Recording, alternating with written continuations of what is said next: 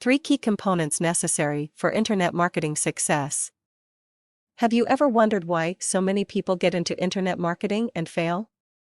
I often wonder, what is it exactly that determines who will succeed and who will fail? I read somewhere in the never-ending internet marketing archives of the World Wide Web, don't ask me where, that only 3 out of 100 internet entrepreneurs succeed. 3. That's just 3% of all who try. Let's assume that statistic is low. If it is, I'd be willing to venture that it isn't that much lower than the actual number. I guess what I'm trying to convey here is that most people who wander into internet marketing land don't come out with what they went in with. So why is that? Well, I've developed a simple theory. It can actually be applied to just about anything. And it revolves around tools. If you have the necessary tools, you'll succeed. Plain and simple. If a mechanic doesn't have a wrench, how can he fix your car? Apart from having supernatural strength and iron fingertips, he can't. So, what are those tools?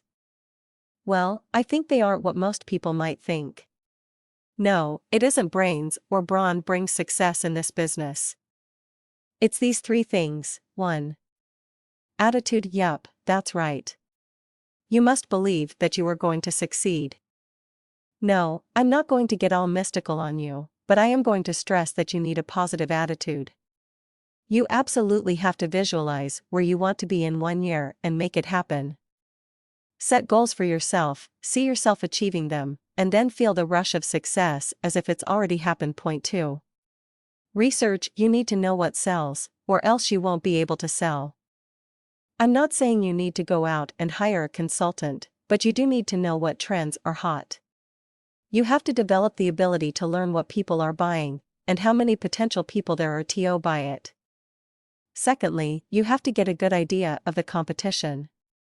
You need to look at what other marketers are doing, and how many are doing it.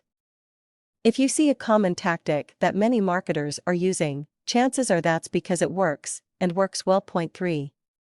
Patience and flexibility. Okay, so I guess this is technically 2 tools, but they go hand in hand sort of. When it comes to any business venture, patience is a must. You must stick with your goals, even if you don't see any progress right away. This is one of the biggest downfalls of internet marketers. They jump ship way too early and move on to the next miracle system. Business owners who aren't flexible often paint themselves into a corner because something in the industry has changed, and they've left themselves no way to get out. Always have an exit strategy. As good an idea is, it's never guaranteed that it's going to be successful. That may not be your fault. It could just be that the demand for the product has died off. It happens all the time in the marketing world. I guess these are more virtues than they are tools. I call them tools because I think that any method that affects your manner of thinking is a business tool and not a virtue. Another point I'd like to discuss is ethics. If you want to be a successful internet marketer, you must be honest. Word travels faster than the speed of light on the internet, and if your business practices are less than on the level, it won't be long before your potential customers have got your number. A good rule of thumb is to never sell any product that you don't own and love. Honesty is like a bright ray of sunlight. It will reflect off you and onto others, and they will buy from you before someone else. With the competition in today's market as fierce as it is, this is one advantage you can't afford to lose.